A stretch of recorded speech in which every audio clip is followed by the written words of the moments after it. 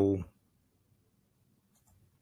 now there's numerous articles on this. Here's one from USA Today. If you haven't heard about Project 2025, you got to go research this. What is Project 2025? The Presidential Transition Project Explained. Now, this is from June 10th, 2024 from USA Today. This deals with giving more power to the president. This deals with getting rid of the Department of Education. This deals with the nationwide ban on abortion. This deals with weaponizing the Department of Justice as well. I mean, this stuff is deep. This deals with politicizing federal employees and getting rid of thousands of federal employees and implementing a loyalty pledge as well to be a federal employee. What is Project 2025? The Presidential Transition Project Explained. This is from the USA Today. The detailed plan to dismantle and reconstruct the government laid out by conservative groups known as the 2025 Presidential Transition Project has critics up in arms over its apocalyptic and authoritarian nature. The Heritage Foundation, a conservative think tank in Washington, D.C., led an effort to create the more than 900-page mandate for leadership published in April 2023. So this is the type of planning these people are doing. Reimagining the executive branch and presented a plan to overhaul several government agencies, including the FBI, for the country's next conservative president to follow.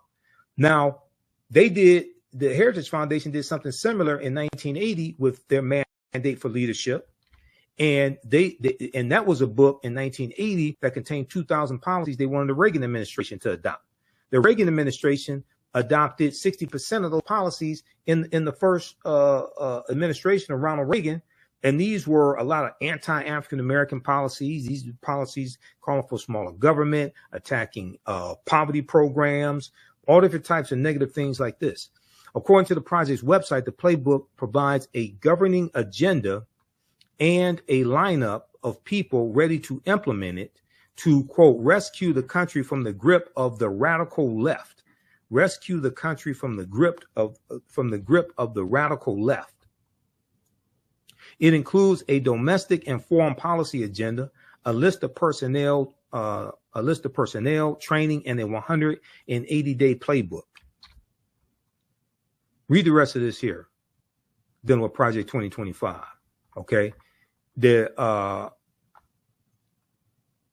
numerous articles on this, and this is one from Newsweek.com.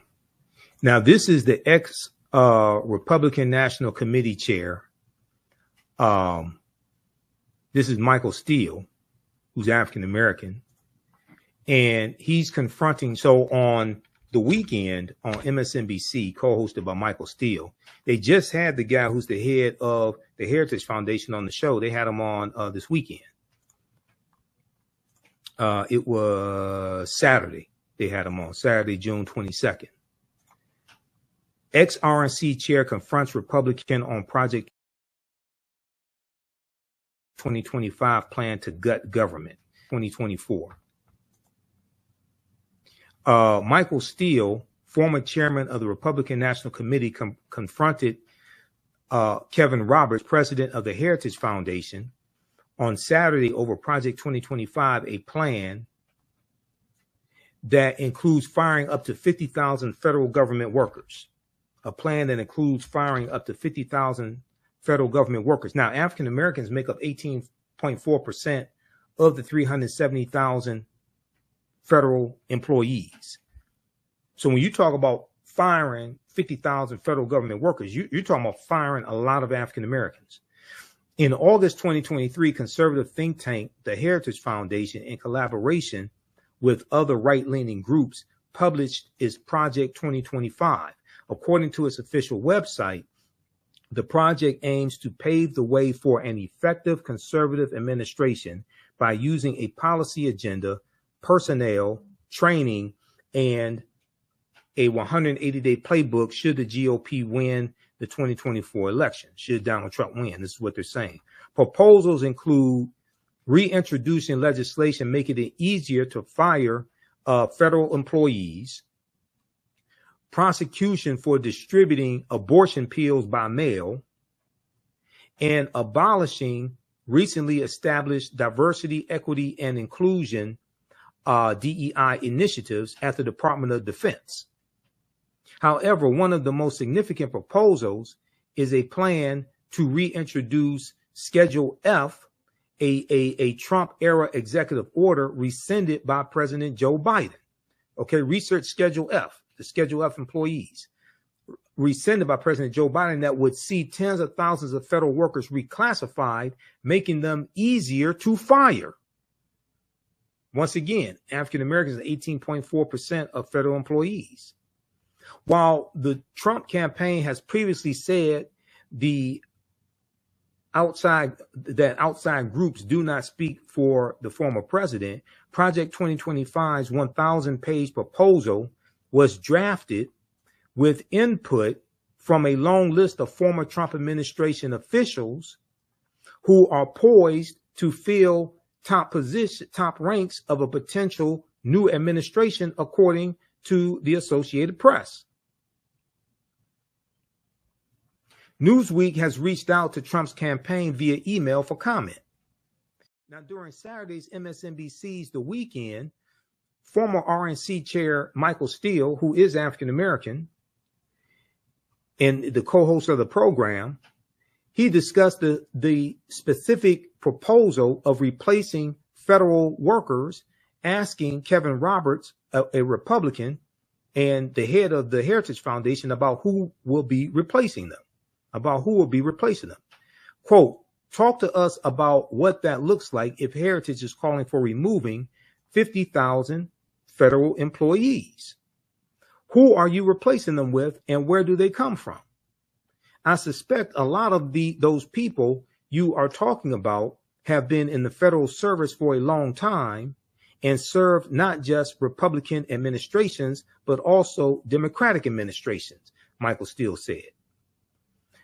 Kevin Roberts mentioned political contributions as he claimed federal workers contribute to the Democratic Party. See, what they want to do is they want to go through and weed out federal employees, and they only want federal employees who will be loyal to Donald Trump. And that's not how federal employees work. Federal employees are not loyal to a president. They are employees that serve the country. They stay there for 20, 30, 40 years. They serve many presidents. They're not there to serve a president. What I mean is they serve under many presidents. They're not there to serve a president. They're there to serve the country, but they work under many presidential administrations. They're not there to be loyal to one person. That's not how this works. Quote, they have, and 95% of them who give political contributions give them to the Democratic Party. Kevin Roberts said, the head of the Heritage Foundation, they can donate to whoever they want to. You can be a federal employee and make political donations. You have a right to do that. However, Michael Steele interjected and asked, quote, so you're going to fire someone because they wrote a check to a Democratic candidate? Kevin Roberts continued by doubling down on the efforts to replace civil servants, calling them unelected bureaucrats. Quote, now we're going to fire someone. He said, no, quote, no, we're going to fire someone, and the number needs to be more than 50,000. More than 50,000 people, considering there are more than 2 million federal employees, because of over the last century, the radical left has seen the administration state as the fourth branch of government. They're unelected bureaucrats, but ultimately we have to devolve power from the imperial city of Washington back to the people. You listen to this guy. This guy sounds crazy as hell. Go to MSNBC.com. Go to The Weekend, watch the interview that they did, that the TV, not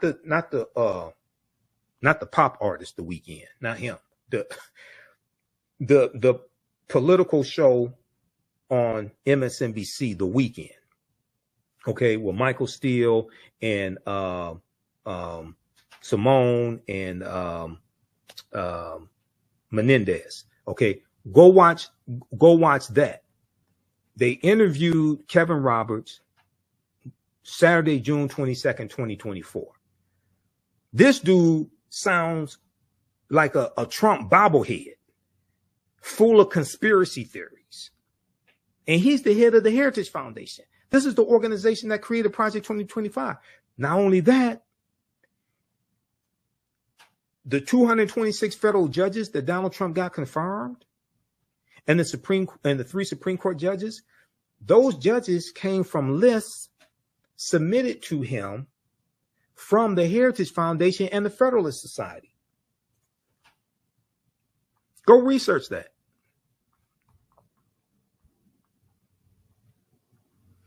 Okay, read the rest of this article here. This is how deep this is. Your understanding of politics is directly related to your understanding of history, because they both intersect.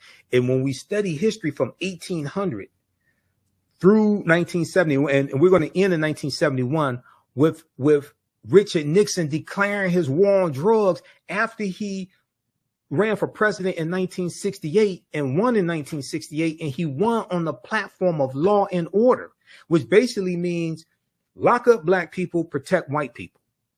And he ran on a backlash to the civil rights movement, the Black Power movement, the rebellions taking place across the country, attacking the anti-poverty programs that the Great Society programs from President Johnson. He attacked a lot of those programs as well.